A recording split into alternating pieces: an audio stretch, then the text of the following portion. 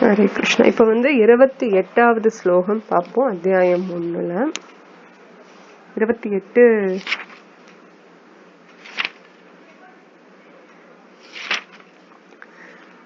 திருஸ்வேமம் ஸ்வஜனம் கிருஷ்ண யுயுத்சும் சமுபஸ்திதம் சுதந்தி மம காத்ராணி முகம் ஷ பரிஷீஷதி. அர்ஜுனன் கூறினான், எனது அன்பு கிருஷ்ணரே, போரிடும் உணர்வுடன் என் முன் கூடியுள்ள எனது நண்பர்களையும் உறவினர்களையும் கண்டு என் உடல் அங்கங்கள் நடுங்கி வாய் உலர்வதை உணர்கிறேன். நிறைய சிம்டம்ஸ் இதுல வருது. நம்ம 29வதையும் பார்ப்போம். வேபதுஷ சரீரே மே ரோமஹர்ஷ ஜாயதே காண்டீவம் ஸ்ரம்சதே ஹஸ்தாத்வக் சைவ பரிதஹர்யதே. என் உடல் முழுவதும் நடுங்குகின்றது, மயிர் கூச்செறிகின்றது, என் வில்லான காண்டீபம் கையிலிருந்து நழுவுகின்றது, தோல் எரிகின்றது. 30வது ஸ்லோகத்தையும் நம்ம படிப்போம். ந ஷக்னோம்ய வஸ்தாதும் பிரமதீவ ஷ மே மனஹ நிமித்தானி ஷ பஷ்யாமி விபரீதானி கேசவ. இனியும் என்னால் இங்கு நிற்க முடியாது, என் மனம் குழம்பி என்னையே மறக்கின்றன. கேசி என்ற அரக்கனை அளித்தவரே கிருஷ்ணரே, கெட்ட சகுனங்களையே நான் காண்கிறேன். இதுல 2 விதமா சிம்டம்ஸ் இருக்கு. ஒண்ணு நம்ம பௌதீக உணர்வுகளால நம்மளுக்கு சில உணர்வுகளை நம்ம பாக்குறோம், பாவங்களை பாக்குறோம், நம்ம உடல் அளவுல மனதளவுல, அது நமக்கு தெரியும். இன்னொன்னு சாஸ்திரங்கள்ல சொல்லுது, தெய்வீக உணர்வுகளை நம்ம பார்ப்போம், தெய்வீக பாவங்களை பார்ப்போம். எப்போ பக்தி ரொம்ப அதிகமாகும் போது, பக்தியில நம்ம ரொம்ப சிறந்து விளங்கும் போது என்ன ஆகும்னா தெய்வீக உணர்வுகளை பார்ப்போமா. சரியா? இப்போ அர்ஜுனாவோட சிச்சுவேஷன்ல, அர்ஜுனாவோட சூழ்நிலையில அவனோட உடல்ல எப்படி எல்லாம் சிம்டம்ஸ் வருது, உடம்பெல்லாம் நடுங்குது, வாயெல்லாம் வறண்டு போகுது. மன அளவுல என்னென்ன சிம்டம்ஸ் வருது, பயம் வருது, அந்த உணர்ச்சி, ஆவேசம், அந்த அதை தாங்கிக்க முடியாத அந்த மாதிரி சோகத்தை தாங்கிக்க முடியாத அந்த சில சிம்டம்ஸ் எல்லாம் வருது. நடுங்குது, உள்ளுக்குள்ள பதட்டம் ஆகுது, அவன் உடைஞ்சு போற மாதிரி இருக்கு, அப்படியே துவண்டு போகுதுன்னு சொல்றாங்கல்ல, அந்த மாதிரி இருக்கு. அவன் பயத்துல இப்ப இருக்கான். சரி, இப்போ பெரிய பெரிய ஆள்கள் நம்ம பார்த்தோம் ஏற்கனவே, பீஷ்மா. ஆனா அவங்க எல்லாம் சிம்டம்ஸை யாரும் வெளியில காமிக்கல. இப்ப சில உதாரணங்களை பார்ப்போம், யாரெல்லாம் வெளியில அந்த சிம்டம்ஸ் காமிச்சாங்க அப்படிங்கறத உதாரணங்கள்ல பார்ப்போம். அதாவது சிம்டம்ஸ்னா சில சகுனங்கள். இப்ப இவன் அர்ஜுனன் சொல்றான் பாத்தீங்களா, கேசி என்ற அரக்கனை அழித்தவரே கிருஷ்ணரே, கெட்ட சகுனங்களையே நான் காண்கிறேன். அதாவது கேசவன் அப்படிங்கிறதுக்கு, பகவான் கிருஷ்ணருக்கு கேசவன்கிற பேருக்கு 2-3 அர்த்தங்கள் இருக்கு. ஒண்ணு அவருக்கு கேசம், கூந்தல் கருமையா அழகா இருக்கும். அதை பார்த்தா ஒவ்வொருத்தருக்கும் நமக்கு பார்த்துக்கிட்டே இருக்கலாம் போல இருக்கும். பகவானோட ஒவ்வொரு அங்கங்களுமே தாமரை போல அழகா பதுமையா இருக்கும். அதை எப்படி சொல்றது, சாஃப்டா அந்த மாதிரி இருக்கும். ரோஸ் லோட்டஸ் பெட்டல்ஸ் சொல்றாங்கல்ல, அந்த மாதிரி அதை தொட்டா எவ்வளோ மிதமா இருக்கும், அந்த மாதிரி இருக்குமா பகவானோட ஒவ்வொரு அங்கங்களும். அப்போ கூந்தல் கருமையா அவ்வளோ அழகா ஒரு வேவியா இருக்குமாமா. அந்த மாதிரி இருக்கிறதுனால அவர் பேர் கேசவன் ஒரு அர்த்தம் அப்படின்னு சொல்றாங்க. இன்னொன்னு கேசிங்கிற அரக்கனை கொண்டதுனால அவருக்கு பேரு கேசவன் சொல்றாங்க. இங்க அர்ஜுனன் அந்த அர்த்தத்துலதான் உபயோகப்படுத்துறான். கேசிங்கிற அரக்கனை நீ கொன்ன மாதிரி என்னோட பயத்தையும் நீ கொன்னு பூர்த்தி செய்வாயாக, இல்ல என்னோட பயத்தையோ இல்ல என்னோட அஞ்ஞானத்தையோ இந்த மாதிரி ஒரு கெட்ட சகனங்களையோ அதெல்லாம் போக்கி எனக்கு ஆதரவு கொடு அப்படிங்கிற அர்த்தத்துல அர்ஜுனன் நீங்க சொல்ற மாதிரி ஆச்சாரியர்கள் சொல்றாங்க. இப்போ அர்ஜுனன் சிம்டம்ஸ் உடல் அளவிலையும் இருக்கு, ஆழ்ந்த மன அளவிலையும் வருது. அது சாஸ்திர தர்மா. இன்னொன்னு குடும்பத்தோட அந்த பற்றுதல், அதனாலதான் இந்த மாதிரி சிம்டம்ஸ் வருது. எப்ப நம்ம குழப்பமான மனநிலையில இருக்குமோ அப்பதான் இந்த மாதிரி சில பாவங்கள், நம்மளோட உணர்வுகள் எல்லாம் இந்த மாதிரி வரும் அப்படிங்கிறாங்க. அது நமக்கே தெரியும் இல்லையா? இப்போ வேலையில ஒரு விஷயம் செய்யணும், வீட்டுல இன்னொரு விஷயம் செய்யணும், எது முக்கியம்னு நம்ம சில சமயம் பார்க்கும்போது ஒரு பெரிய குழப்பம் வரும். இப்ப இது சீக்கிரம் நம்ம சால்வ் பண்ணல, அது ஒன்றும் பெரிய விஷயம் இல்லை. நம்ம யாரையும் ரொம்ப நம்ம வன்முறையிலயோ இல்ல தவறான வழியிலயோ போக போறது இல்லை. ஆனா அர்ஜுனன் இந்த இடத்துல கொலை பண்ணி எத்தனை பேர்த்த கொல்ல வேண்டியதா இருக்கு. ஏன்னா அவன் மாவீரன்னா எத்தனை பேர்த்த ஒரு வில்லுல எவ்வளவு பேர்த்த கொல்லலாம், அப்ப எத்தனை பேர் அதுல இறப்பாங்க, எத்தனை குடும்பங்கள் அதனால பாதிக்கும், இத்தனை விஷயங்கள் அவன் யோசிக்கிறான். இன்னும் நம்ம வர்ற ஸ்லோகங்கள்ல பார்ப்போம். அதனால என்ன ஆகுங்கிறதெல்லாம் யோசிப்பான். குடும்பம், குழந்தைங்க, அதுக்கப்புறம் வர தலைமுறைகள், ஸ்ரத்தா பித்ரு இது பண்ணுவாங்கல்ல, பித்ரு ஆஃபரிங் பண்ணுவாங்கல்ல, அதெல்லாம் என்ன ஆகுங்கிற அளவுக்கு ஒரு எப்படி சொல்றது, பிராட் மைண்டடா ஒரு தொலைநோக்கு பார்வையோட அர்ஜுனன் பாக்குறத நம்ம பின்னாடி வர்ற ஸ்லோகங்கள்ல நம்ம பார்ப்போம். இதெல்லாம் வந்து இந்த மாதிரி அர்த்தங்கள் எல்லாம் நம்ம எப்படி சொல்றாங்க ஆச்சாரியெல்லாம், இது வந்து அவனோட வீக்னஸ குறிக்கல, அவனோட இதை குறிக்குது, அவனோட கருணைய குறிக்குது, அவனோட உள்ளார இருக்கிற அந்த பக்திய குறிக்குது அப்படின்னு சொல்றாங்க. இது வந்து ஆக்சுவலா பலவீனம் கிடையாது அப்படின்னு. இப்ப சைத்தன்யா மகாபிரபு பார்த்தோம்னா, இப்ப இவனோட இது வந்து பௌதீக தன்மையா தான் இருக்கு, அவன் கருணைங்கிறது உள்ள இருக்குது. ஆனா இன்னும் அந்த பக்திங்கிறது வந்து எப்படி சொல்றதுன்னா, பக்தி கருணை இதெல்லாம் பக்தனுக்கு எப்பவுமே கருணை உள்ள இருக்கதான் செய்யும். அடுத்தவங்களுக்கு நம்ம எப்படி உதவி செய்யலாம், அவங்களை எப்படி நம்ம கரை சேர்த்தலாம், இந்த எண்ணம் எப்பவுமே பக்தனுக்கு இருக்கதான் செய்யும். இப்ப அந்த எண்ணத்துலதான் அர்ஜுனன் இருந்தாலும், ஆனா அவன் பக்தி மூலியமா உதவி செய்யறதுக்கு பார்க்கல, இன்னும் பௌதீக நிலையில தான் இருக்கான் அர்ஜுனன் இந்த ஸ்டேஜ் வரைக்கும். அப்படிதான் கிருஷ்ணர் நமக்கு காமிக்க வைக்கிறார். ஆனா அர்ஜுனன் எப்பவுமே பக்தன் தான், அவன் வந்து நித்திய பக்தன். ஆனா இந்த ஒரு இதுக்காக, இந்த எபிசோட்காக அவர் இப்படி காமிக்க வைக்கிறார். இப்போ தெய்வீகத்திலயும் சில உணர்வுகள் இருக்குன்னு நம்ம பார்த்தோமா இல்லையா, அது என்னன்னு பார்ப்போம். சைத்தன்யா மகாபிரபு தானே நம்மளுக்கு 530 வருஷம் அந்த மாதிரி முன்னாடி வந்தாருன்னு நம்ம ஏற்கனவே பேசியிருக்கோம் இல்லையா. சோ அவரு வரும்போது அவரும் இந்த மாதிரி சொல்லியிருக்காரு, தெய்வீகத்துல வர சில உணர்வுகள் அப்படின்னு சொல்லிட்டு, அது என்னென்ன அப்படின்னு பார்ப்போம். அதாவது இதே சிம்டம்ஸ் தான், இதே அறிகுறிகள் தான். மனசு வந்து பதட்டப்படுறது, வாய்ஸ் அந்த குரல் வந்து உடையிறது, அதுக்கப்புறம் நாக்கு தொண்டை எல்லாம் வறண்டு போகிறது, உடல் நடுங்கிறது, வேர்த்து கொட்டுறது, இதெல்லாம் அர்ஜுனனுக்கும் இருக்குன்னு நம்ம படிக்கிறோம். அதே மாதிரி ஒரு மகாபிரபுக்கும் இந்த சிம்டம்ஸ், இந்த அறிகுறிகள் எல்லாம் காமிச்சிருக்காரு. சரீரத்து மூலியமா, உடல் மூலியமாவும் காமிச்சிருக்காரு, இந்த மனதிலிருந்து வர்ற வெளியில வர்ற உடல் பாவங்கள் மூலமாவும் காமிச்சிருக்காரு. அர்ஜுனனும் காமிக்கிறான். ரெண்டுக்கும் பெரிய வித்தியாசம் இருக்கு. ஒண்ணு வந்து பக்தி, இன்னொன்னு வந்து பக்தி இன்னும் இல்லாதது, இல்ல பௌதீகத்து நிலையில இருக்கிறது அப்படின்னு பாக்குறோம். கோபியர்களும் கிருஷ்ணரோட அந்த அந்த வேணுகானத்தை கேட்டா உடனே அவங்களோட உடல்ல மயிரெல்லாம் எந்திரிச்சு நிக்குமா, அவங்களுக்கும் உடல் நடுக்கும், கண்ணுல தண்ணி, அப்படியே ஒரு ஏக்கம், உடனே கிருஷ்ணரை போய் பார்க்கணும் அப்படிங்கிற ஆசை, இதெல்லாம் ஒட்டுக்கா வருமா அந்த சிம்டம்ஸ். சரி, இப்போ இதுல இன்னொன்னு, நிமித்தானி ச பஷ்யாமி, சகுனங்கள், மேலும் சகுனங்கள், விபரீதமான சகுனங்களை காண்கிறேன் அப்படின்னு சொல்லி அர்ஜுனன் சொல்றான் 30வது ஸ்லோகத்துல. நிமித்தானி ச பஷ்யாமி விபரீதானி கேசவ, கிருஷ்ணா நான் வந்து ஒரு விபரீதமான சகுனங்களை வேற நான் பாக்குறேனே அப்படின்னு. இப்ப நம்ம வந்து சில ஆட்கள் இந்த மாதிரி சகுனங்கள்ல, சாஸ்திரங்கள்ல என்ன சொல்லுது, சகுனங்கள் வந்த அதுக்கப்புறம் சில பெரிய பெரிய ஆட்கள் இருக்காங்க இல்லையா, அவங்க எல்லாம் அதைய பார்த்துட்டு என்ன நினைக்கிறாங்க, அதுக்கப்புறம் என்ன நடந்திருக்கு அப்படிங்கறத நம்ம பார்ப்போம். இப்ப இன்னொரு விஷயம் நம்ம தெரிஞ்சுக்கிறது, சகுனங்கள் எல்லாம் இருக்குதுதான், இல்லைன்னு சொல்லலாம். ஆனா அது மூட நம்பிக்கையான சகுனங்கள்ல நம்மளா உற்பத்தி பண்ண சகுனங்களை எல்லாம் நம்ம பார்த்துக்கிட்டு குழப்பிக்கிட்டு இருக்க கூடாது. சாஸ்திரங்கள்ல இருக்கிற சகுனங்கள் நிமித்த ஞானம் அல்லது நிமித்த சாஸ்திரம்னு இருக்கு இல்லையா, நிமித்தம்னா சகுனங்கள், அதுபடி நம்ம பார்த்துக்கிட்டோம்னா சரி. கலியுகத்துல நம்ம இதையெல்லாம் பார்த்துக்கிட்டு இருந்தோம்னாலும் முடியாது. ஏன்னா கலியுகத்துல நம்ம நல்லதை பாக்குறதே கஷ்டம்தான், அரிதுதான். நம்ம பண்ண வேண்டியதெல்லாம் ஹரிநாமத்தை சொல்லிட்டு இருக்கணும். ஹரே கிருஷ்ணா கிருஷ்ண கிருஷ்ண ஹரே ஹரே, ஹரே ராம ராம ராம ஹரே ஹரே, இதை சொல்லிட்டு இருந்தாலே போதும். எந்த ஒரு விஷயம் தவறா நடந்தாலும் அது சரியாயிரும். சரி, இப்போ துரியோதனன் வந்து போருக்கு முன்னாடி சில சைன்ஸ் பாக்குறான். இத நம்ம டீட்டெயிலா பார்ப்போம், அந்த யாராரு என்னென்ன பார்த்தாங்கன்னு. அதுக்கு முன்னாடி இந்த ஸ்லோகத்துல 29வது ஸ்லோகத்துல முக்கியமா காண்டீவம் கீழே விழுகுது, அத சொல்றாரு. என் உடல் முழுவதும் நடுங்குகின்றது, மயிர் கூச்செறிகின்றது, என் வில்லான காண்டீபம் கையிலிருந்து நழுவுகின்றது, தோல் எரிகின்றது.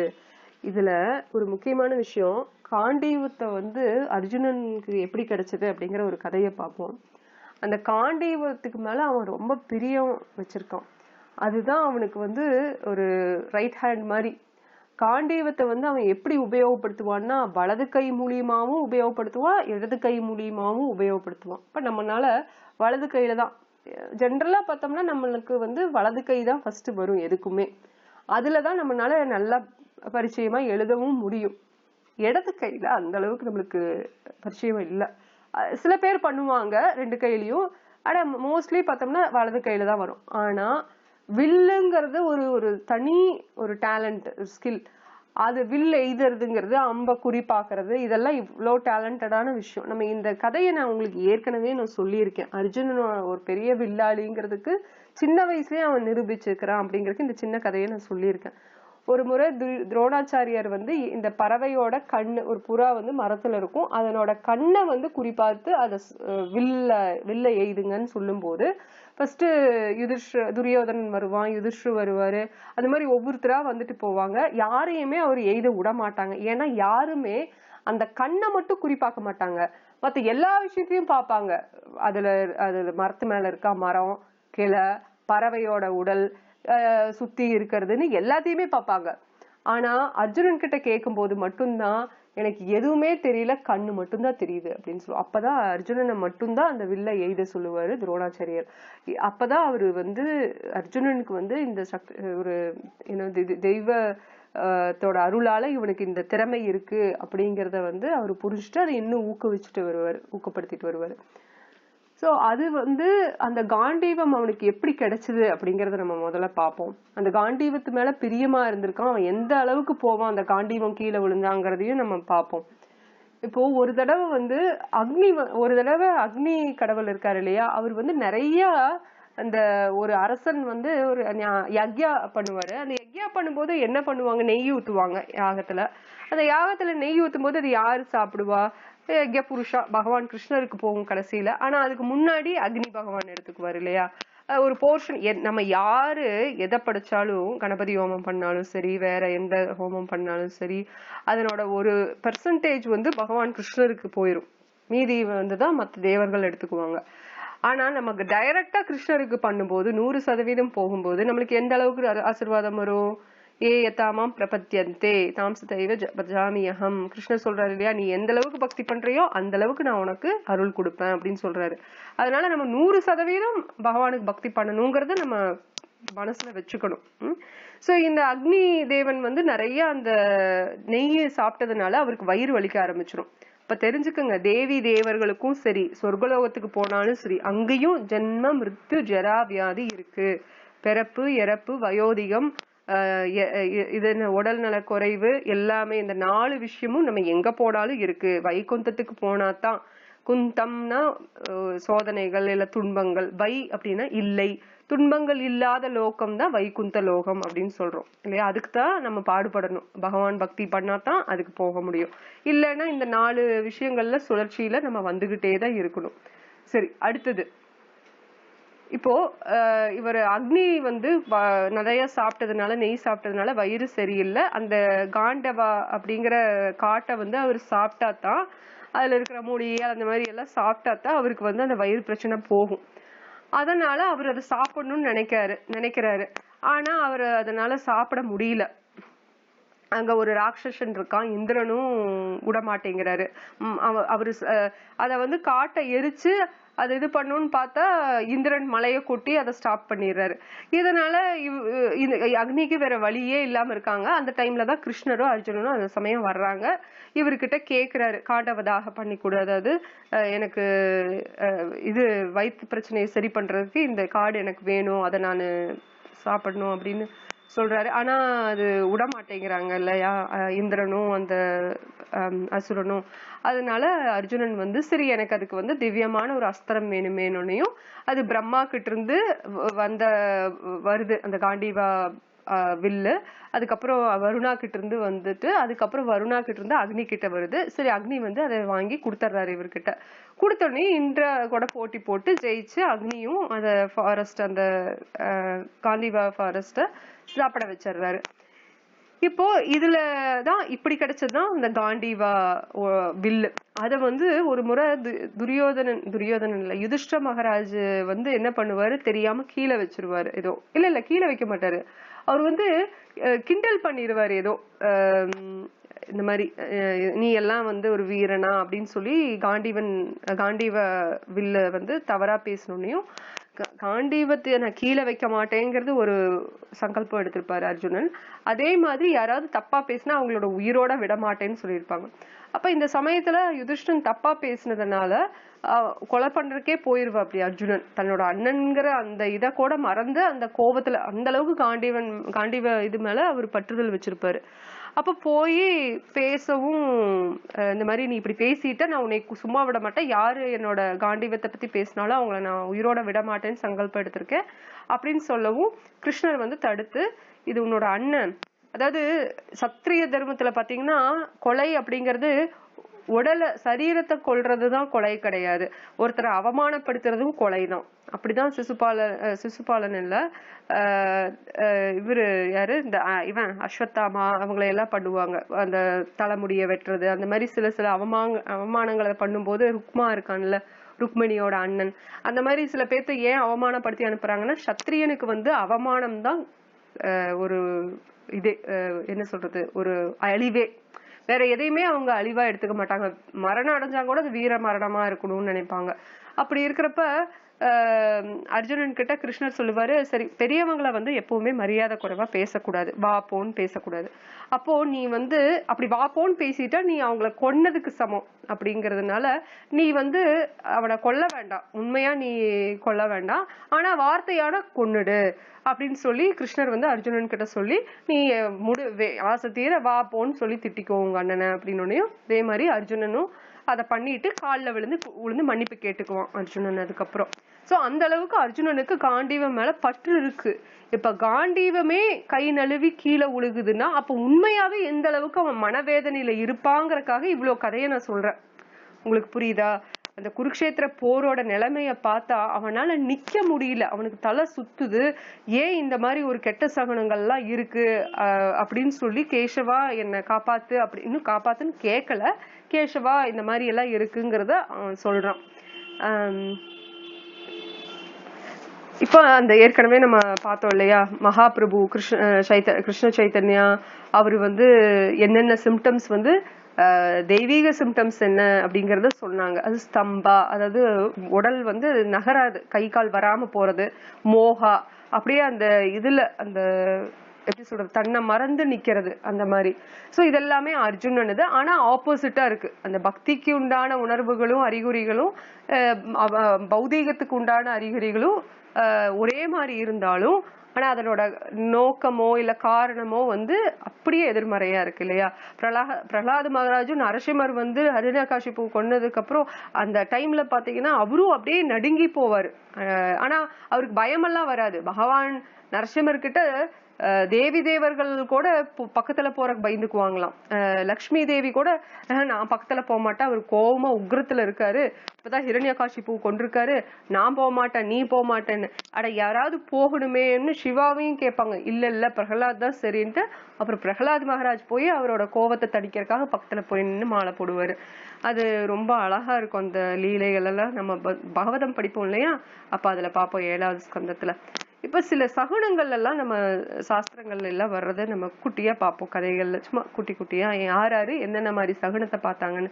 இப்ப நம்மளே வந்து பூனை குறுக்கால போற சகுனத்தை பார்ப்போம், அந்த மாதிரி சில சகுனங்களை எல்லாம் நம்மளும் பார்ப்போம் தான். ஆனா அதெல்லாம் நம்ம ரொம்ப மனசை போட்டு குழப்பிக்க வேண்டாம். நான் சொன்ன மாதிரி கலியுகத்துல வந்து நம்ம ஹரிநாம சங்கீர்த்தன் பண்ணாலே வீட்டுல அத்தனை யாகங்கள் பண்ணதுக்கு சமம்.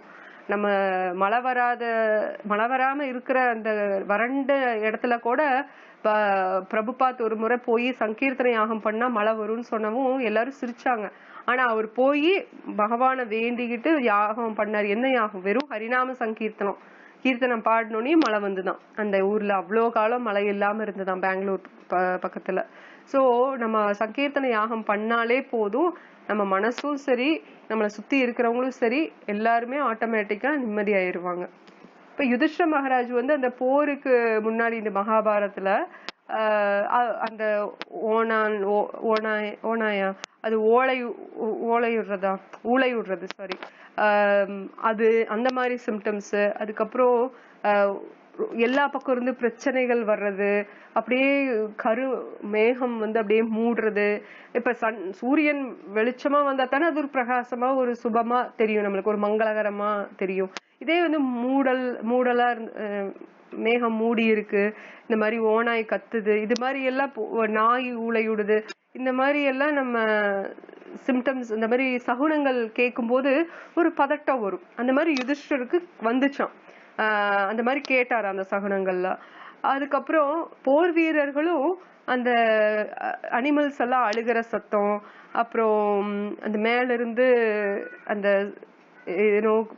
எப்படி சொல்றது, சிவப்பு கலர்ல மழை வர்றது, அந்த மாதிரி சில சகுனங்கள்லாம் பார்த்தாங்களாம். தசரத மகாராஜ் பகவான் ராமாவை வந்து காட்டுக்கு அனுப்புறதுக்கு முன்னாடியே அவருக்கு வந்து சில சகுனங்கள் எல்லாம் தெரிஞ்சுதான். அதே மாதிரி சகுனங்கள் தான், பறவைகள் அழுகிறது அந்த மாதிரி எல்லாம். அப்ப வந்து பெண்களுக்கு வந்து வலது கண்ணும் ஆண்களுக்கு வந்து இடது கண்ணும் துடிச்சதுன்னா அது நல்ல சகுனம் இல்லை அப்படின்னு சொல்லுவாங்க. இப்ப பாத்தீங்கன்னா ரெண்டு விஷயம். தசரத மகாராஜுக்கு இடது கண்ணு வந்து துடிக்குது. அப்ப வந்து ஏதோ தப்பு நடக்க போகுது அப்படின்னு அவர் தெரிஞ்சுக்கிறாரு. ஒரு ஹிண்ட் மாதிரி. இப்போ பறவைகள் விலங்குகளுக்கெல்லாம் ஒரு விஷயம் நடக்கிறதுக்கு முன்னாடியே தெரிஞ்சிரும் இல்லையா? ஒரு கொஞ்ச நேரத்துக்கு நமக்கு வந்து தெரியறதுக்கு, இப்போ இது எர்த்குவாக் வருது, இல்ல ஏதாவது ஒரு மழை வரப்போகுது, அந்த மாதிரினா அதுகளுக்கு ஃபர்ஸ்டே சிம்டம்ஸ் தெரியும். நமக்கு வந்து கொஞ்சம் லேட்டா தான், வந்ததுக்கு அப்புறம் தான் ஆக்சுவலா நமக்கு தெரிய ஆரம்பிக்கும் ஆல்மோஸ்ட். அதனால இப்போ இந்த நிமித்த சாஸ்திரம் எல்லாம் இருக்கு பாத்தீங்களா, அதெல்லாம் வந்து நம்ம ரிஷிஸ் இல்ல ஜோஷியர் அவரை வச்சு நம்ம வந்து சிலதெல்லாம் தெரிஞ்சுக்குவோம். அதுக்காக எல்லாத்துக்கும் நம்ம அதை பார்க்கணுங்கிற அவசியம் இல்லை. இது நடந்துருச்சே, அது விழுந்துருச்சே, இது உடஞ்சிருச்சே அப்படின்னு சொல்லிட்டு அதையும் நம்ம பார்த்து மனசை குழப்பிக்க வேண்டாம். இதெல்லாம் இருக்குது, சகுனங்கள் இருக்கு, இதெல்லாம் பார்த்துருக்காங்க அப்படிங்கிறதுக்கு தான் நம்ம இதை பத்தி பேசுறது. இதனால ஐயோ இதை பத்தி பேசிட்டோமே, இதுவே ஒரு கெட்ட சகுனம் அப்படின்னு நினைக்காதீங்க. பகவானை பத்தியும் பகவான் பக்தர்கள் பகவான் ரிலேட்டடா எந்த விஷயம் பேசினாலும் அது ஃபுல் சுபசகுனம் தான், மங்களம் தான். அதனால எந்த ஒரு வருத்தமும் இல்லை. இந்த சின்ன சின்ன விஷயம் எல்லாம் தெரிஞ்சுக்கிறதுக்காக சொல்றேன் இல்லையா? அது வந்து பாக்குறதுக்கு ஒரு நெகட்டிவா இருந்தாலும் இல்ல கேட்கறதுக்கு நெகட்டிவா இருந்தாலும் அது அப்படி கிடையாது. பகவான் ரிலேட்டட் எல்லாமே சுபம் தான் அப்படிங்கறது தெரிஞ்சுக்கங்கிறதுக்காக சொல்றேன். சீதைக்கும் அதே மாதிரி அவங்களுக்கும் அந்த துடிப்பெல்லாம் வந்துச்சு. அந்த பறவைகள் கத்துறது, கழுகுகள் பறக்கிறது, சுத்துறது, காட்டுல அதே ஒரே இடத்துல சுத்துறது, இந்த மாதிரி சயின்ஸ் எல்லாம் அவங்க கடத்துறதுக்கு முன்னாடி அவங்களுக்கு தெரிஞ்சது அப்படின்னு சொல்லப்படுது சாஸ்திரத்துல, ராமாயணத்துல. அதுக்கப்புறம் ஹனுமானுக்கு பாத்தீங்கன்னா அவரு சீத்தையை கண்டுபிடிக்கிறதுக்காக போவார் இல்லையா, கடல்ல கடக்கும் போது. அப்ப அவருக்கு எல்லாமே ஃபேவரபிளா, அவருக்கு சாதகமா சில சிம்டம்ஸ் சகுனங்கள். அப்ப இங்க நல்ல சகுனங்களை அவர் பார்த்திருக்காரு. அப்படியே சூரியன் வந்து ரொம்ப பிளசண்டா, ரொம்ப அற்புதமா அவருக்கு அந்த தன்மையை, சூடு தன்மையை கொடுக்கறது. அதே மாதிரி ரொம்ப குளிர் வராம இருக்கிறதுக்கு ஒரு சூரியன் அந்த வார்ம்த்தை கொடுக்கறது, அந்த சூடு தன்மைய. அப்புறம் ரொம்ப ஹாட்டாவும் இருக்கக்கூடாது இல்லையா, அதனால ரொம்ப தென்றலும் அழகா வீசுறது. அந்த மாதிரி ஒவ்வொரு இயற்கையில ஒவ்வொரு விஷயங்களும் அவருக்கு வந்து ஃபேவரபிளா இருந்தது. ஏன்னா அவர் பகவானோட சேவையில இருக்காரு. இதுதான் நம்ம கத்துக்கிறது என்னன்னா, நம்ம வந்து பகவான் சேவையில இருக்கும்போது நம்மளை சுத்தி நடக்கிற விஷயங்கள் ரொம்ப சாதகமா நடக்கும், அதை நம்ம பார்ப்போம். ஆனா பகவானுக்கு சேவை பண்ணாம தனக்குத்தானே நம்ம சேவை பண்ணிட்டு இருந்தோம்னா அதெல்லாம் நம்ம பார்க்க முடியாது. இப்போ ஹனுமானோட அந்த நல்ல சகுனங்கள்லாம் அவரோட வெற்றிய வந்து குறிச்சதா ராமாயணத்துல நம்ம பாக்குறோம், சுந்தரகாண்டத்துல. அதே மாதிரி யுத்த காண்டத்துல பாத்தீங்கன்னா ராட்சசர்கள் பார்த்ததெல்லாம் கெட்ட சகுனம் இல்லையா? அதாவது சிவப்பா நிலா தெரியறது, அதே மாதிரி பறவைகள் விலங்குகள் சத்தம், அவங்களோட இடது கை கால்கள் வந்து துடிக்கிறது. ராவணனுக்கும் அவனும் தனிப்பட்ட முறையில அவனுக்கும் சில கெட்ட சகுனங்களை அவனே பாக்குறான். அவன் கெட்ட கனவு வர்றது. இந்த கனவுன்னு சொல்லும் போது இன்னொன்னும் எனக்கு ஞாபகம் வருது. பரத மகாராஜ் இருக்காரு இல்லையா, பரத மகாராஜ்ல பரதன் ராமாவோட தம்பி. அவரு வந்து கௌசல்யாவோட அண்ணா இருக்காங்கல்ல, அவங்களோட ஃபேமிலி வீட்டுக்கு போயிருப்பாங்க. அதாவது இவங்க மாமா பரதன் சத்ருக்னனோட தாய் மாமா வீட்டுக்கு போயிருப்பாங்க இல்லையா, கைகேய நகரத்துக்கு நாட்டுக்கு. அப்ப போயிருக்கும் போது தசரதன் இறந்துட்டாங்க அப்படின்னா அந்த நைட்டு கெட்ட கனவு வரும் பரதனுக்கு. இந்த மாதிரி நடக்கிற மாதிரி தன்னோட தந்தையை எப்படி எல்லாம் கூட்டிட்டு போற மாதிரி டாங்கி கழுத மேல வச்சு ஒரு மாதிரி ஒரு கெட்ட சகுனங்கள் வந்த ஒரு கனவு வரும். அப்ப அவன் சொல்லுவான், எந்திரிச்சிட்டு எனக்கு மனசு சரியில்லை அப்படின்னு சொல்லிட்டு அவனோட கசின்ஸ் கிட்ட சத்ருகுன்கிட்ட எல்லாம் சொல்லுவான், இந்த மாதிரி எனக்கு கனவு வந்தது, ஏதோ தப்பான ஒன்னா ராமனுக்கு ஏதோ ஆயிருக்கு, இல்ல தசரதனுக்கு ஏதோ ஆயிருக்கு, நான் உடனே நம்ம போய் பார்க்கணும் அப்படின்னு எல்லாம் கிண்டல் பண்ணுவாங்க ஃபர்ஸ்ட். பட் அவன் ரொம்ப சீரியஸா அதை சொல்லவும் தான் எல்லாரும் ஓ அப்படியே. அப்ப உடனே அவன் எந்திரிச்சுக்க கூட மாட்டான், செய்தி வரும் உங்களை அயோத்தியாவுக்கு உடனே வர சொல்றாங்கன்னு. அப்ப பயந்துட்டு கேட்பான். ஆனா அவங்களுக்கு சொல்லி அனுப்பிச்சிருப்பாங்க அவங்க தூதுவன் கிட்ட, இந்த மாதிரி எதுவும் சொல்லிடாத, சும்மா போய் கூட்டிட்டு வான்னு மட்டும் சொல்லு, வரணும்னு சொன்னாங்கன்னு. அப்போ எல்லாரும் நல்லா இருக்காங்களான்னு கேட்கும்போது நல்லா இருக்காங்கன்னு சொல்லிடுறேன்னா அதே மாதிரி சொல்லிடுவான், ஏன்னா பதட்டப்பட வேண்டாம் அப்படிங்கறக்காக. ஸோ ஆனா இவனுக்கு தெரிஞ்சிடும் ஏதோ ஒண்ணு தவறு நடந்திருக்கு, இல்ல தவறு நடக்க போகுது அப்படின்னு சொல்லிட்டு. இந்த மாதிரி டிஸ்டர்பிங் ட்ரீம்ஸ் வந்து ராவணாக்கும் வருதான். இந்த மாதிரி ஒரு தொந்தரவு பண்ற மனசை வந்து ஒரு மாதிரி கஷ்டப்படுத்துற மாதிரி கனவுகள் தான் வந்து இழக்க போறோம், இந்த போர்ல வந்து வெற்றி காண போறது இல்லை அப்படிங்கிற விஷயம் அவனுக்கு தெரிய வருது அப்படிங்கறத வந்து ஆச்சாரியர்கள் நமக்கு சொல்றாங்க. சரி, இப்போ நம்ம பாக்குறோம் இல்லையா, ஒரு சந்தோஷம் ஆகட்டும் இல்ல அபாயம் ஆகட்டும், எதா இருந்தாலும் இந்த எதுல மூலியமா தெரியுது, இந்த நிமித்தத்து மூலமா தெரியுது. அதுக்கு நம்மளுக்கு நிமித்த ஞானம் வேணும். ஏற்கனவே சொன்ன மாதிரி குழப்பிக்க வேண்டாம், இது வருது அந்த சகுனம் இந்த சகுனம் நம்ம குழப்பிக்க வேண்டாம். அவங்க பெரிய பெரிய ஆளுகள், தசரதா ஆகட்டும், ராமா சீதா ஹனுமான். ராமாக்கும் சிம்டம்ஸ் வரும் சீதாவை தொலைக்கும் போது, சீதாக்கும் சிம்டம்ஸ் வரும் அவங்களை கடத்தும் போது. அப்போ ஆனா அதே மாதிரி உல்டாவா பாத்தீங்கன்னா அந்த யுத்த காண்டம்க்கு முன்னாடி அவங்க போர் புரிய போறதுக்கு முன்னாடி ராமருக்கு வந்து நல்ல சிம்டம்ஸ் வரும். ஆனா ஒரு தடவை என்ன ஆகும்னா எல்லாத்துக்குமே உயிரிழப்பு எல்லா சைடும் தானே இருக்கும். போர் வீரர்கள் தர்ம சைடு இருந்தாலும் அதர்ம சைடு இருந்தாலும், அதாவது நம்ம சைடு இருந்தாலும் எதிரிகள் சைடு இருந்தாலும் போர்னு வரும்போது உயிரிழப்புங்கிறது ரெண்டு சைடு தானே வரும். அதுக்குன்னு சில சகுனங்கள் வந்து ராமர் பாக்குறதாவும் வால்மீகி சொல்லியிருப்பாரு நம்ம ராமாயணத்துல, அதையும் பார்ப்போம். அதே மாதிரி சீதையும் நல்ல சகுனங்களை பார்ப்பாங்க. இப்ப ஹனுமானுக்கு அப்புறம் ராமர் வந்து கூட்டிட்டு போவாங்க அப்படிங்கிற மாதிரி நல்ல சகுனங்களை பார்ப்பாங்க. ஸோ இது எல்லாமே வந்து நம்ம கரெக்டா நம்ம சாஸ்திர ஞானத்தை வச்சு இந்த நிமித்த ஞானத்தை வச்சு நம்ம புரிஞ்சுக்கணும். இல்லைன்னா அதை விட்டுறணும், குழப்பிக்காம பகவானோட நாமத்தை மட்டும் சொல்லிட்டு கிருஷ்ணா நாமத்தை ஜபம் பண்ணிட்டு இருந்தாலே போதும்.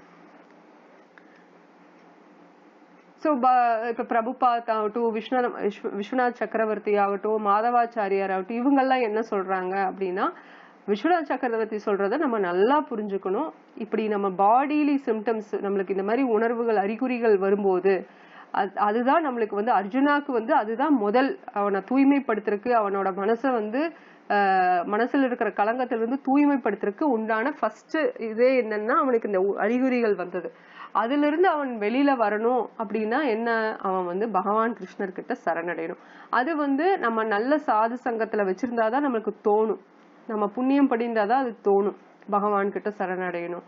இல்லைன்னா நம்ம என்ன பண்ணுவோம், நம்ம நண்பர்கள் கிட்ட போய் கேட்போம், இல்ல நம்மளே யோசிப்போம், இல்லைன்னா ஏன்னோ வேற யாராவது உறவினர்கள் அந்த மாதிரி யாருக்கிட்டையாவது கேட்போம். ஆனா நம்மளுக்கு உண்மையா பகவத்கீதை பகவதம் அந்த மாதிரி ஞானத்துல அந்த மாதிரி பக்தி சாஸ்திரத்துல நம்ம படிச்சா மட்டும்தான் நம்ம அடுத்து என்ன பண்ணணும்னு தெரியும்.